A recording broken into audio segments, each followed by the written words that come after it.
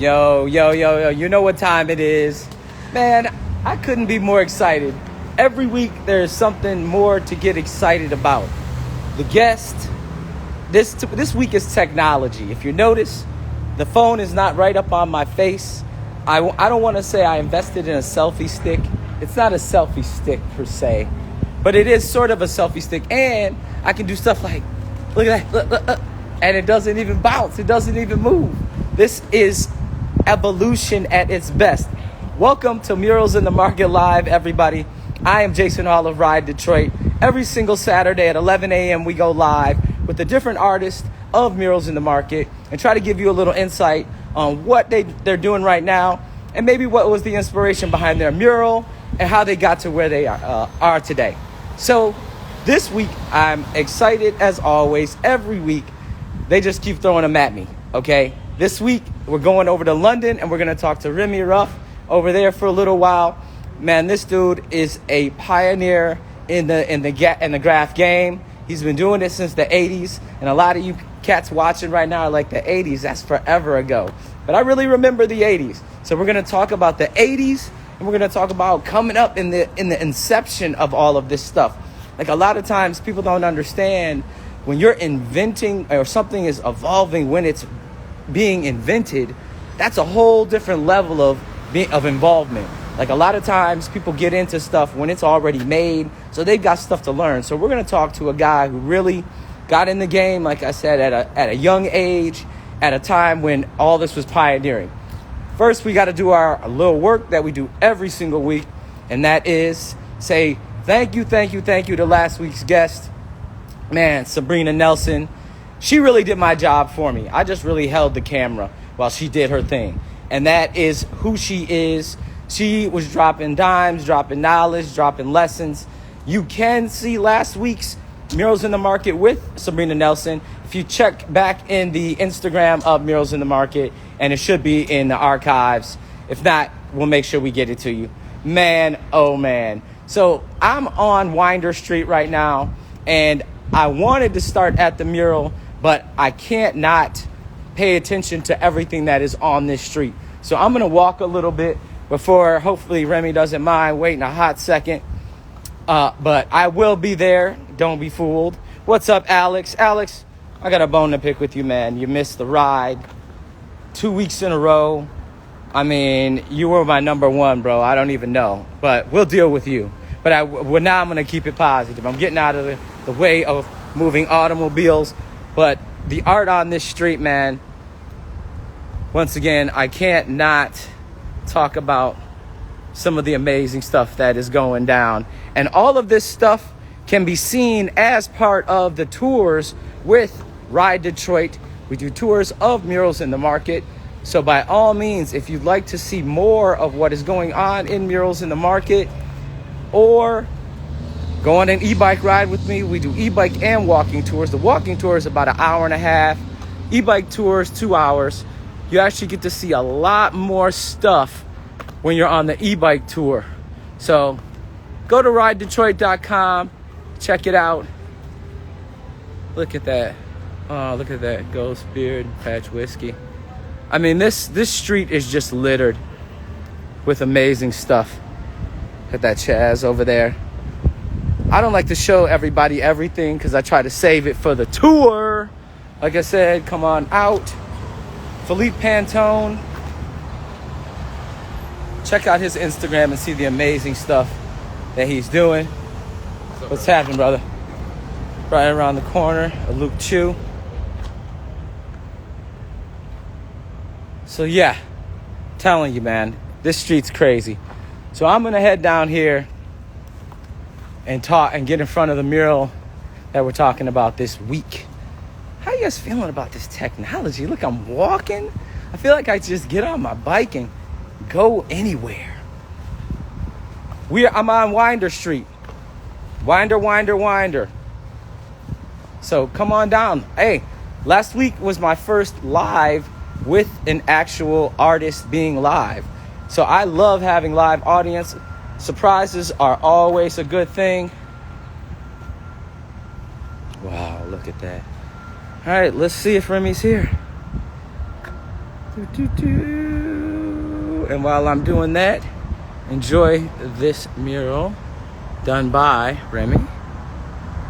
Everybody, there's so many people in here that I'm scrolling to see who's in.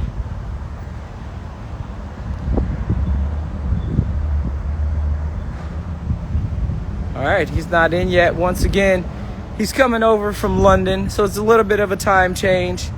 When he gets there, he will sign in and we'll go live. But we can keep moving. It's no big deal.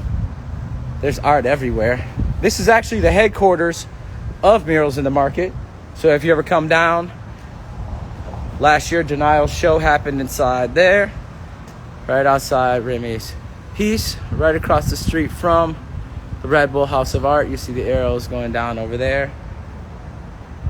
All right, so when you come on the tour, what's cool about the walking tour is it's a little more intimate because we're in a tight-knit group, so you do get to hear a lot more facts.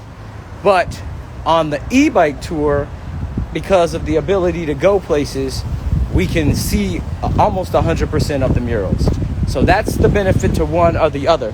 What I'm saying is, in reality, you should probably just go ahead and do both. All right? I just left my bike around the corner, so if my bike gets stolen, y'all owe me a bike. That's what I'm doing for my art, all right? Leaving bikes. Man, once again, I'm loving this technology. Rocking the One Times Run shirt. If you want to buy any of this art, feel free to go over to One Times Run and support. Now we're entering the Vans Alley. So every year we partner up with Vans, do some amazing stuff. Put a skate park in the alley for the kids. You can still see some obstacles here. Man, this long is still see stuff and kids skating down here. Free place for kids to come down here, just hang out and do some real city shit. You know, I love skate parks and I'm keeping it real. Like, they're dope and all that, but they're just a way to corral kids. Kids need to start being corralled and just be creative and create their own shit. That's what we did. I'm not trying to be preachy, but every now and then you gotta be preachy.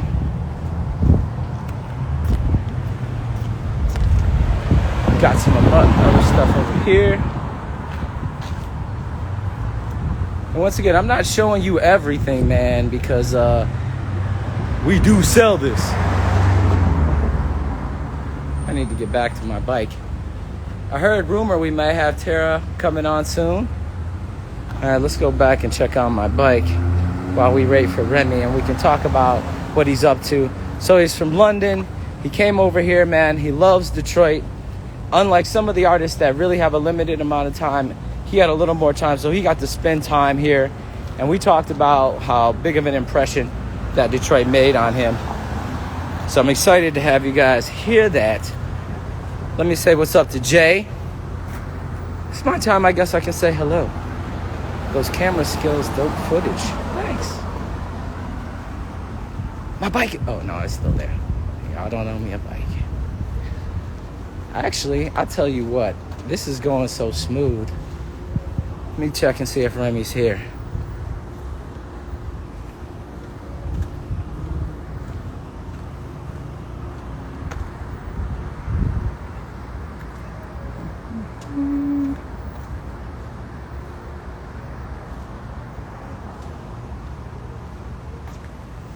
I'm gonna get crazy. I'm feeling like it here. Yes, get your butts over here. We're gonna go for a bike ride.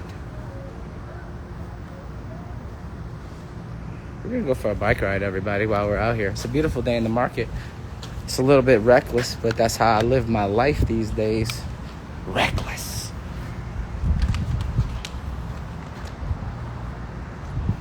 So I'm gonna get on my wheels and take you guys through the market for a little tour. Like I said, while we wait for Remi to get on. Hopefully I don't kill myself. This cool little gimbal should keep me alive. All right. So you're gonna get a little taste of the actual e-bike tour right now. And what's cool about the e-bike tour is not only do you get to see cool stuff, but you actually get to experience what e-bikes are all about. Everybody always says stuff like, e-bikes are cheater bikes. So, put up or shut up. Now you can come hang out with me.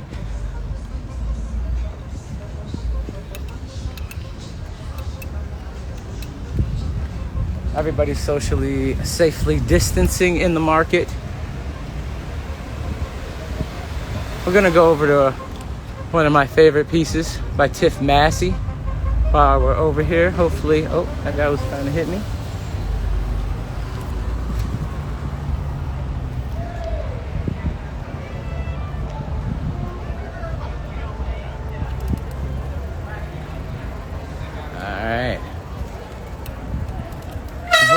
Oh, that did not sound good. That's the front brake. Sorry, guys. So that's Tiff Massey.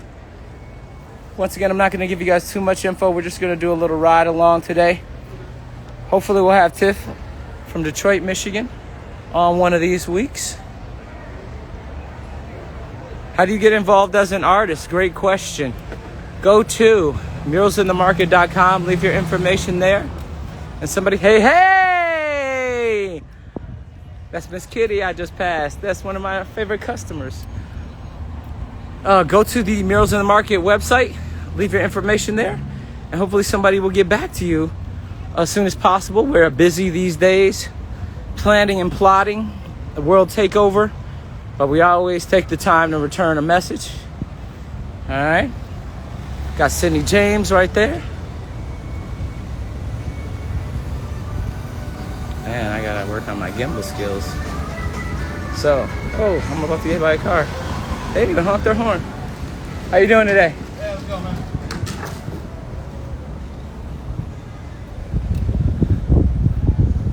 Another Ghost Beard Patch Whiskey.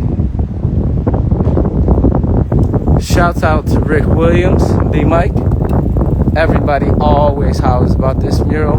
We have Rick Williams and Yolanda Williams on week 2 of the show, talking about community and how important community is, man. Once again, check that in the archives if you want to go back.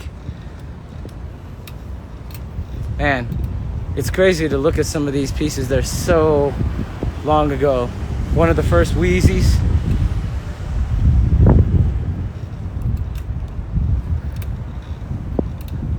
Sorry I'm not talking as much, but I'm trying to not die on this bicycle.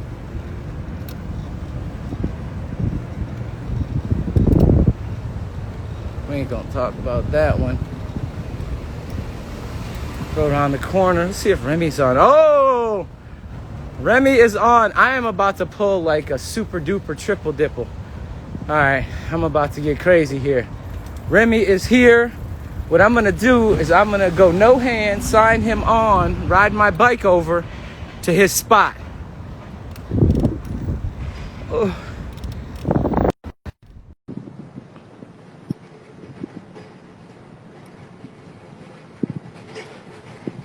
That I did is.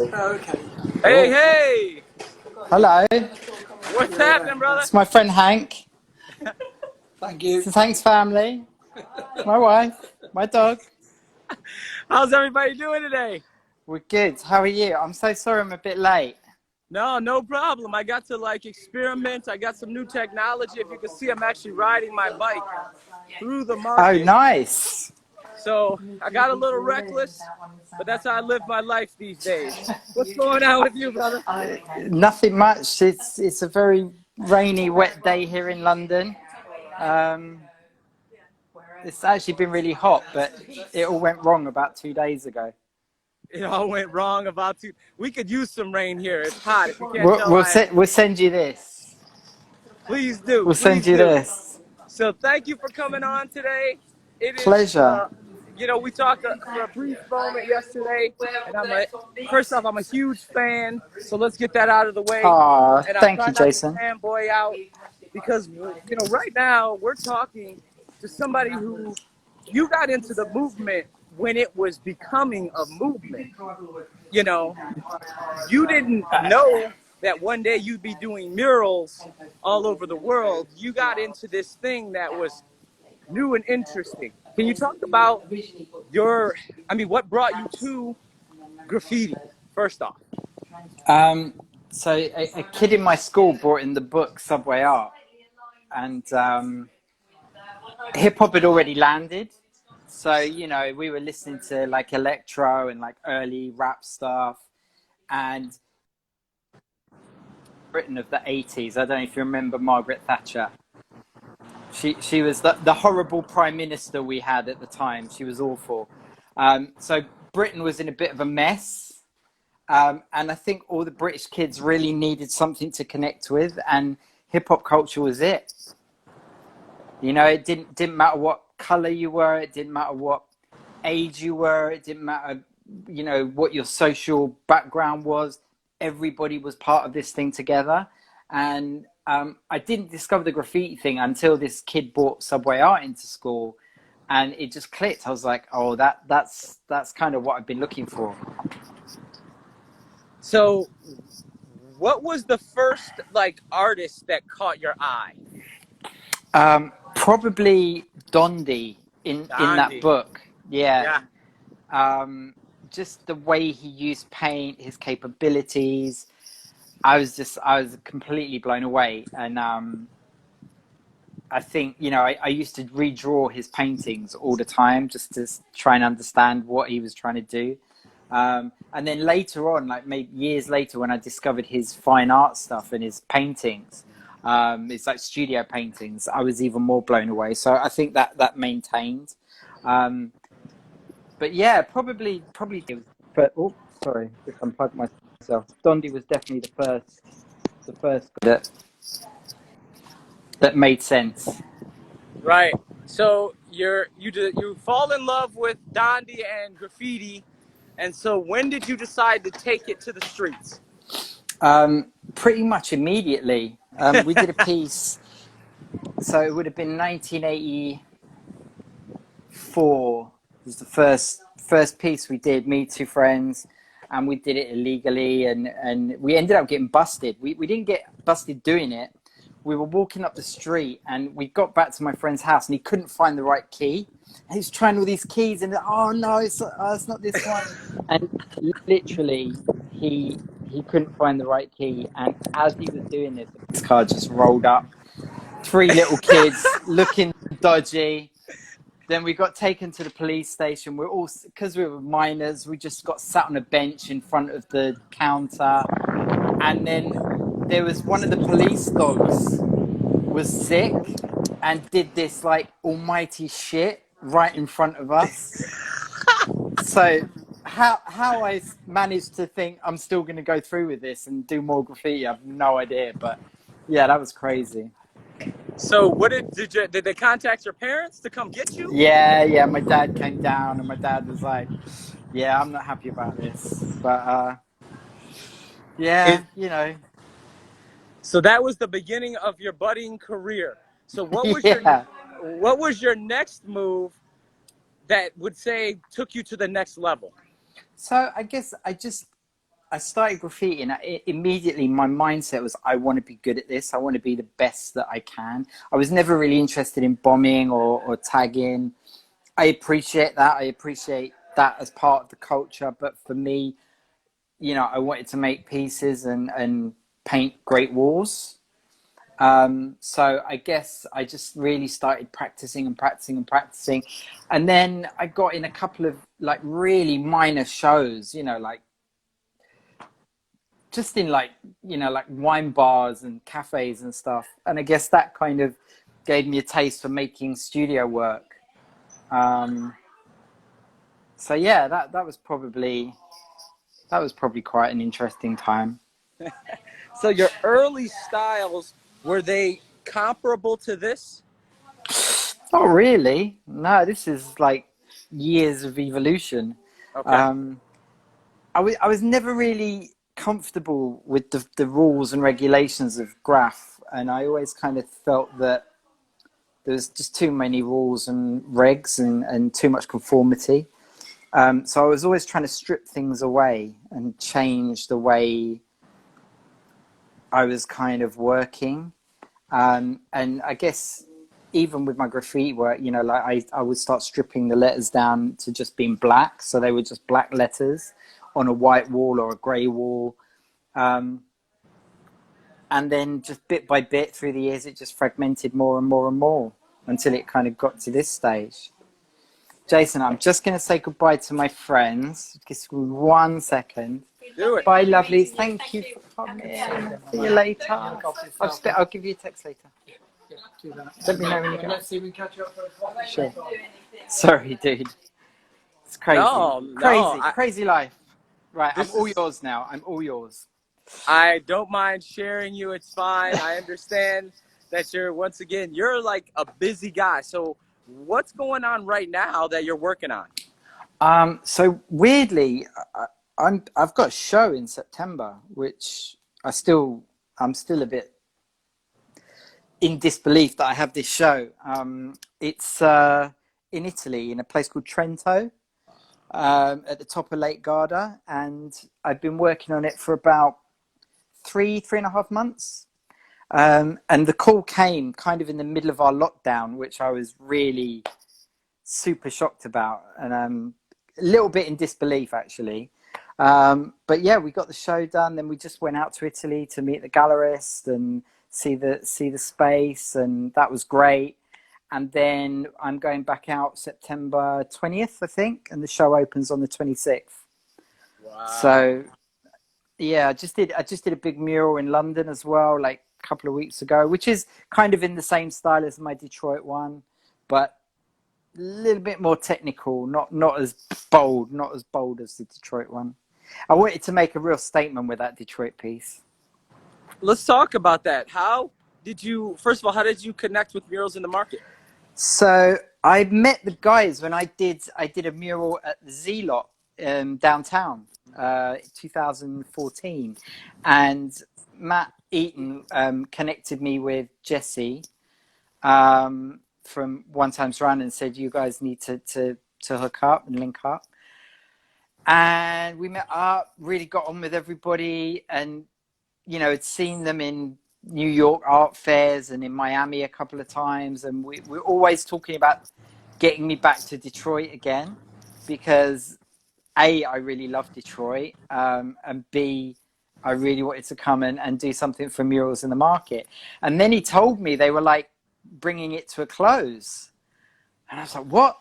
I've not done one. And he's like, well, we're going to do this last kind of run. And I said to Jesse, like, you got to get me in on this, please. And he did. And I came out. Had a total blast. And it's an amazing piece. It's one of those, I tell Thanks, people brother. when I'm on the tour, you really have to step back to see the magnitude of it. I wanted it to be the kind of mural that you can look at cycling past, running past, driving past, but also actually stop and take it in as well. Some murals you can't get them unless you stop and you look and you see what it is and you gauge the details. I kind of wanted to take enough of the detail out for it to still be accessible from fast moving traffic. But yeah, I want it to rep as well. And also you'll see the car, you see how the mural's kind of above that line. So I wanted it to be photographable, even if there's cars in front of it. Yes. So that was conscious. That's why I love doing these interviews, because now I can tell people that is amazing. Because a couple of people are, why don't you go straight to the bottom? It's like, you'll see. As soon as the car parks there, you'll see. So, there could be 3 cars parked in front of it. And I remember actually when Jesse sent me the pictures of the wall, like, how's this wall? Do you want to do this one? And it had a Jeep. It had like a 4x4 in front of it. And the 4x4 literally just about came up above that line. And I was like, okay, I'm going to do it above that line so that when people walk past, even if there's cars in front of it, they can still get the whole picture. And how long did it take you to do this? I think I was on it for 4 days. And do you remember those 4 days? Because everybody has a story. Everybody's like, yeah, it was 90 degrees and it was just this. Or was yours just one of those perfect days? Do you know what? There was no dramas at all. Apart from some drunk guy like came past and wrote something on it, like on the grey at the bottom. so we had to buff it out like a real minor drama. Yeah, no, it was all cool, you know, like just being in that area as well, like around the market and stuff. It's such a nice vibe and it's such a nice area to be in. So I think, you know, that kind of affects you when you do things like this. I think the area and the effect it has are really important. And I think you have to take consideration of that. And, you know, it's like when people, they fly around the world and they do murals and, you know, people don't really ask who it's for, where it's for. I kind of do. I'm like, you know, who is this for? What is it for?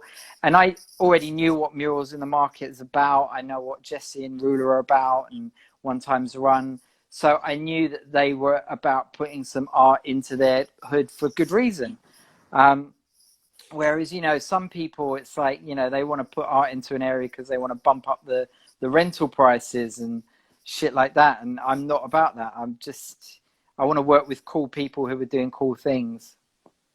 Absolutely, absolutely. Every week we have this, and I call it the Rula and Jesse cheerleading session, because, you know, I hate they those brought guys. us here.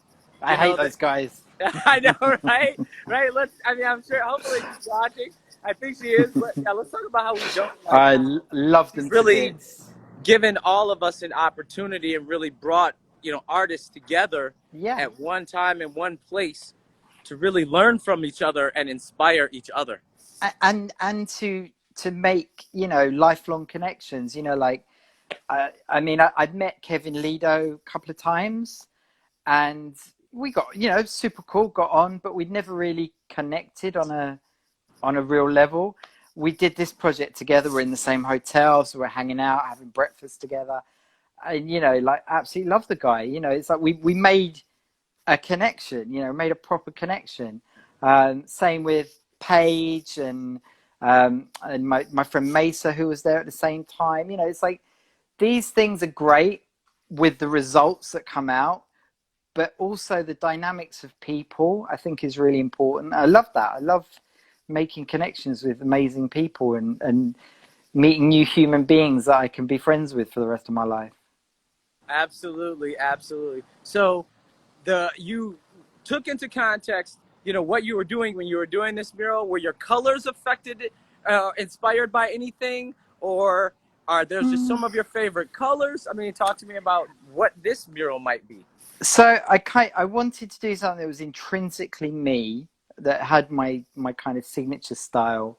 I kind of wanted it to resemble a big graffiti piece, so it kind of has that movement. And I wanted to use quite graph colors. So I guess for me, the colors are quite graffiti. They're quite classic graffiti colors, which, you know, it's purples, pinks, blues, reds. It's, you know, they're quite obvious colors, but used, I guess, in a sort of non-obvious way. Yeah, I don't know. It's hard to say. I did a couple of variations of ideas, and I think Jesse and I kind of thought this one was the one that was going to work the best. And that was good as well, because I had them, you know, I had Jesse's ear, and I could say, look, you know, this is what I'm thinking, and he could say, yeah, this will work, this won't work. So, you know, they were great in actually the logistics of making it happen as well. Did you know that this was going to be the headquarters for Murals in the Market, and this was pretty much? I didn't. And that was cool, you know, because we had Mesa on one side and me on the other. And then obviously it's opposite the Red Bull House of Art as well, which is super cool because my buddy Matt Eaton runs that spot. Absolutely. So we can have another cheerleading session about Matt. Matt and I grew up together. And his mom gave me my first job, Jillian. Oh, really? A fellow Brit, you know, yourself. Yeah, she gave me my first job in the arts. And a lot of the artists that are in Murals in the Market connect to Jillian and Matt getting really their first starts in all of this, you know? I didn't know that. Absolutely. You never know how much people connect across the world, you know what I mean? Mm. So, well, I have too much love for Matt Too much love. He's such a wonderful guy, and I never get the chance to spend enough time with him because he's always so busy, and I'm always so busy, and we see each other in passing in London or Miami or Detroit. So he's one of those people, like, I just want to go to dinner with and just talk and hang out and love him to bits. Absolutely. Every time I see him, you can't help but hug him. Yeah, So, definitely. And it was his birthday, like, day before yesterday. I know, right? He's an old man. We're the same age. He's I say so that to old. him every week. I'm like, you're an old man, but we're the same age. This is the time where I kind of ask some of the questions that people generally want to know. Sure. I know them because, once again, I'm a super fan and I read up on you and study up on you. But a lot of people don't know. The first question is, if you could tell anybody who was willing to get started in the mural game, what would be your first piece of advice? First piece of advice when I get in the mural game, don't be scared of heights. I don't know. Just think big, think big. Do what you do, but just scale it up, like, I remember when I first started doing the first big mural I did, in fact, I remember, was in 1999, and it was the side of a 3-story house in London, and I'd never done anything that scale, and I was terrified of the heights. I couldn't work out how I was going to do it. And I just started. I started at A and I finished at Z, and it was done. You just got to attack these things head on. Right? That's what I tell people all the time. Yeah. And people always ask me, I started a bike ride that happens to be kind of big these days. And people I always say, was seeing that. Yeah. people always say, how did you get started? And I always say, I just did it.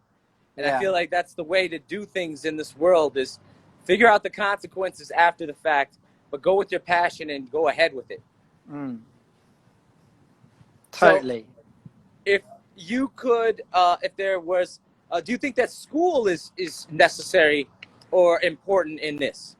I think education is necessary. I'm not sure that art school is necessary, per se. I didn't go to art school. I did a talk recently, and someone said to me, "Where did you study?" And I always, whenever someone asks me that, I take great pleasure in saying, "On the streets, baby." And how was it coming up in the streets? And when we talk about that, because when we go through murals in the market, we're talking about a lot of curated art. We're not talking about a lot of running from the cops. Yeah, talk to people was about tough. that. It was tough. London was a tough city to grow up in.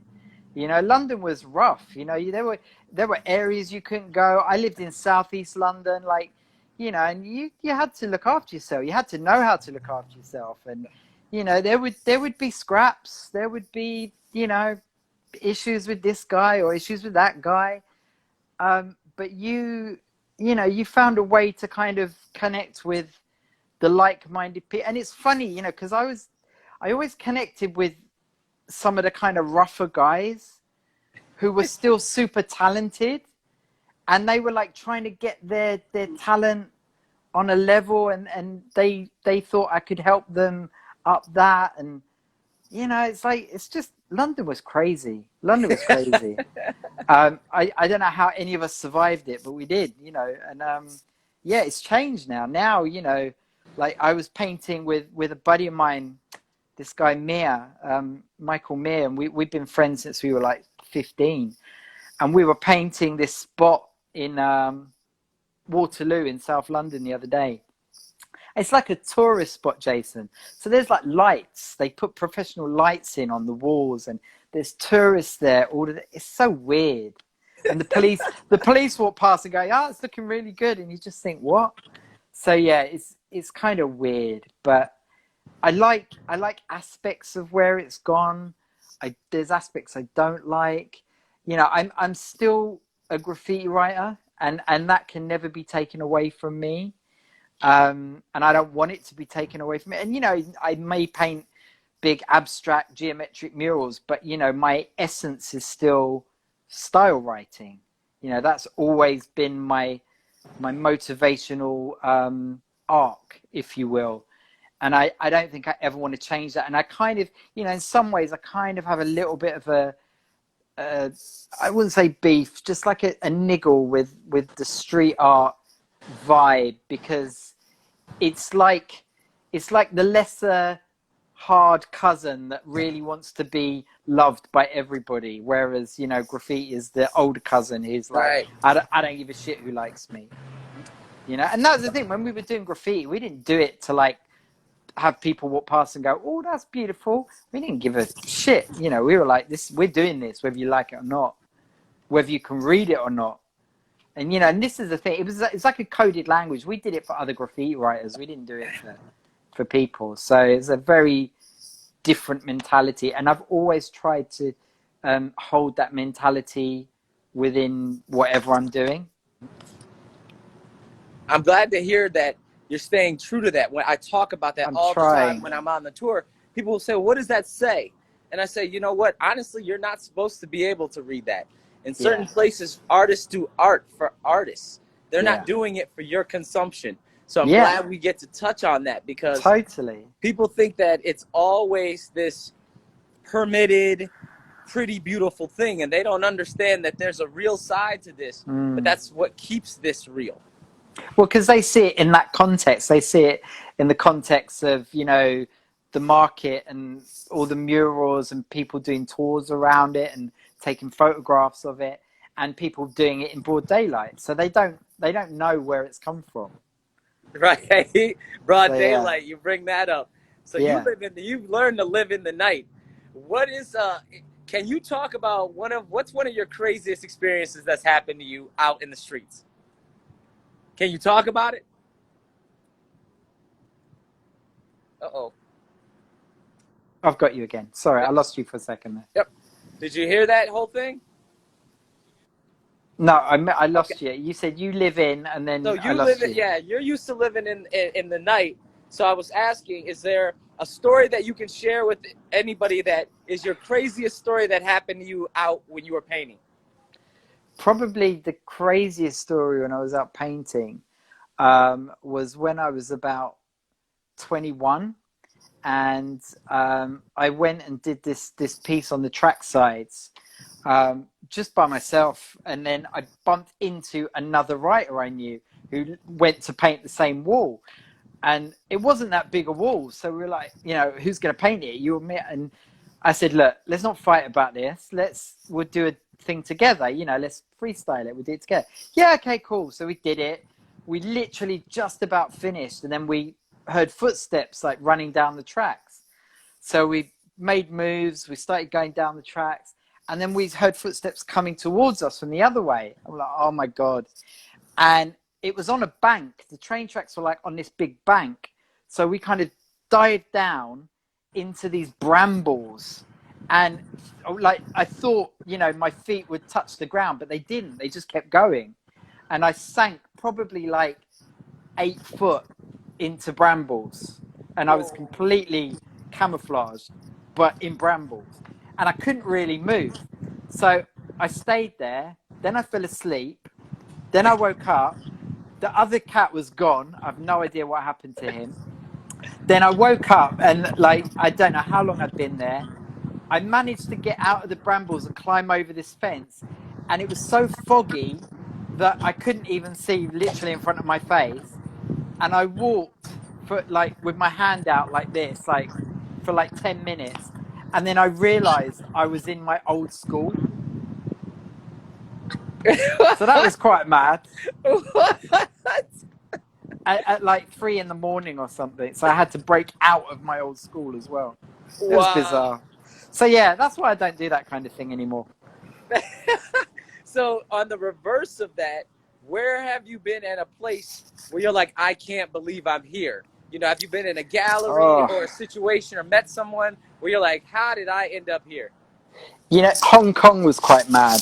I got to Hong Kong. I went out to Hong Kong to do this project in a subway station. So I did this 180 meter long mural in a subway station in Hong Kong, but it was printed, so I didn't actually have to paint it.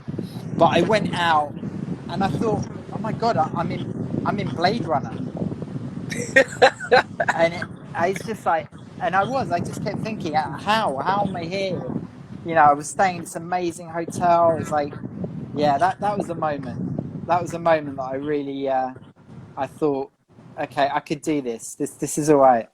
They're not all like that. Sometimes you just like, you know, in Edinburgh or Newcastle, which are great, but you know, it's not Hong Kong. To me, when I go to Shoreditch and I hang out in London, that's sort of my Hong Kong, even though, like, because Yeah. it's a whole other world for me. Oh, when next time you come, I need to take you to some even better places. Shoreditch is like so old hat. It's so old, man. You, So you when need to come to South London. South London's where it's at. I'm booking a ticket next week. When I'm there, I'm always blown away how when I sit down at a table, because of the placement of where you guys are, you know, 5, 6 different languages, and everybody's just Mm. speaking German, you know, Spanish. Is it like that with the art there? Is every style represented? Kind of. I mean, I was traveling. I was like going interrailing from like 18 and going to Paris to paint trains and hang out with artists in Germany. So, I mean, I was traveling from 18. So my mum was half French, half Italian. So I speak pretty good French. My Italian's pretty fluent. I got a little bit of German, but you know, we were traveling all the time. So you just had to get involved. You had to talk to people.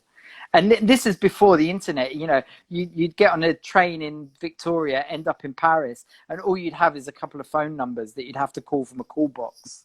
You know, no mobile phones, no Android phones, nothing. You know, it's old school.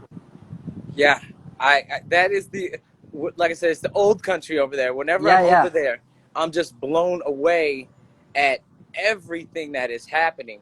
What do you think is the future of art that is going on over there?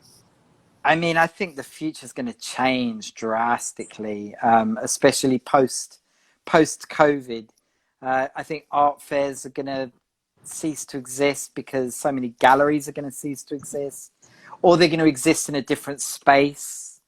I think artists. One thing I do think, I think it's going to level the playing field for a lot of people, and make life easier for, you know, mid-level artists. I don't think a lot's going to change for some of the artists at the sort of higher echelons. But, you know, some of those, you know, life's going to get hard for some of those guys as well. Um, I just guess it's all going to change. And I think what's going to become more important to a lot of artists is actually making something that matters and not just making money, because the art of making money is at a bit of a standstill at the moment. Yeah, absolutely. Oh, hang on a second. You didn't We pay need. high enough. You didn't pay high enough to cover that guy. Yeah, sorry. Next one. He was a little loud. All right, so thank you for coming out. I don't want to hold you up any. I mean, I just want to get a few more Pleasure. things out of the way. Cool. Where can we support you? Where can we find your art right now? I mean, best place to see my art is on Instagram, Remi Ruff, or on my website, which is just remiruff.com. And I've got, you know, all the gateways to my store and all that kind of stuff there. Hey, Paige, how are you? Um, and yeah, just like Instagram is my jam. You know, that's where I put everything up. That's where I share. I like sharing. I'm a sharer. I'm like, you know what? Life's too short not to share. Absolutely, absolutely. And Ian, what's up, dude?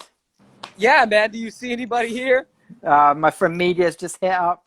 Yep, Great yep, artist, yep. brilliant artist. Man, they want you in Chicago.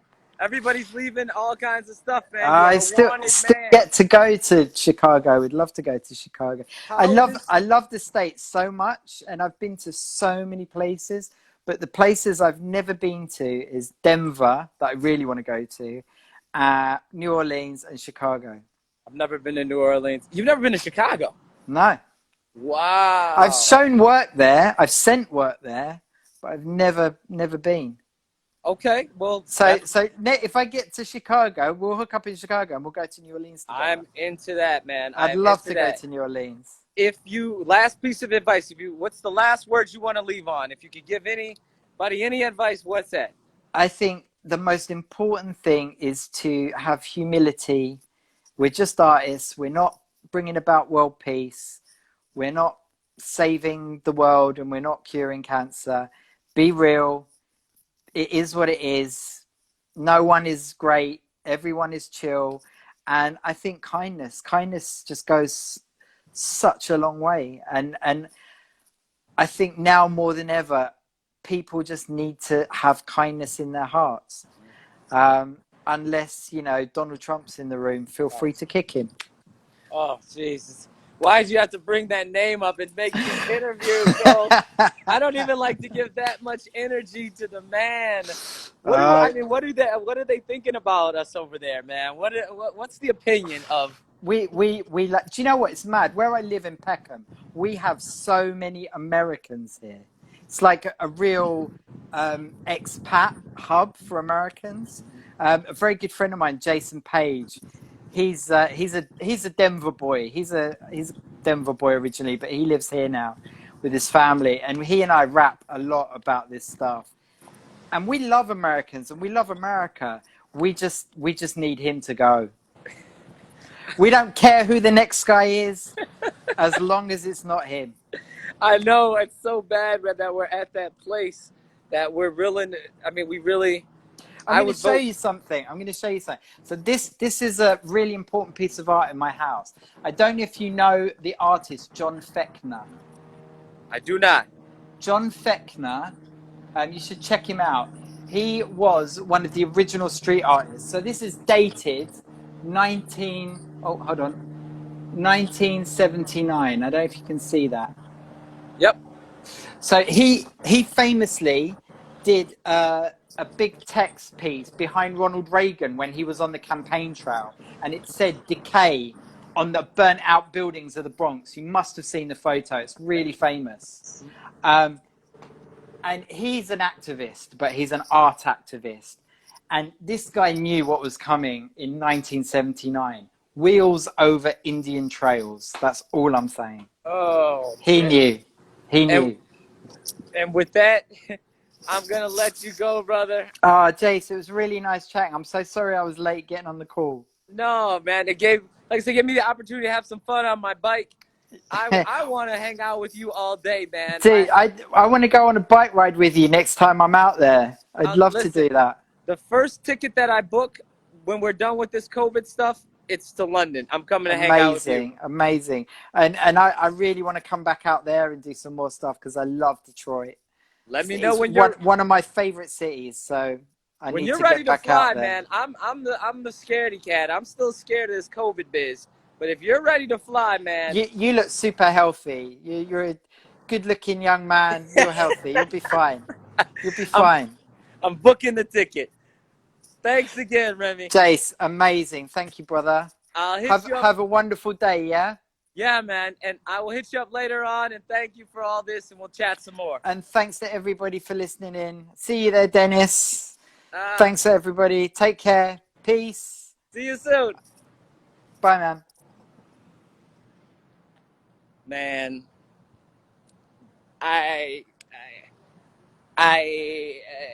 I'm speechless every week. Every week it just keeps going up and up and up and up. And everybody is getting the vibe of what we're doing here. I thank you, Remi. Thank you.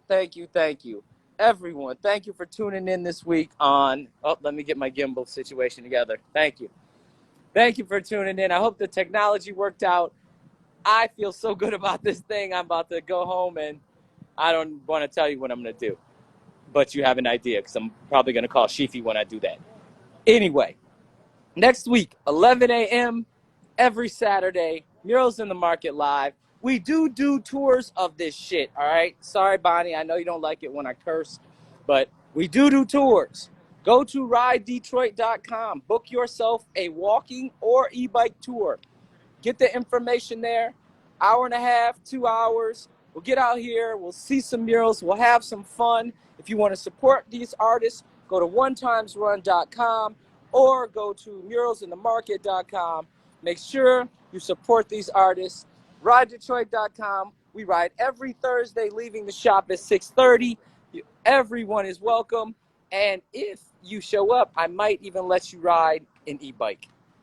Thanks again, everybody. Talk to you soon.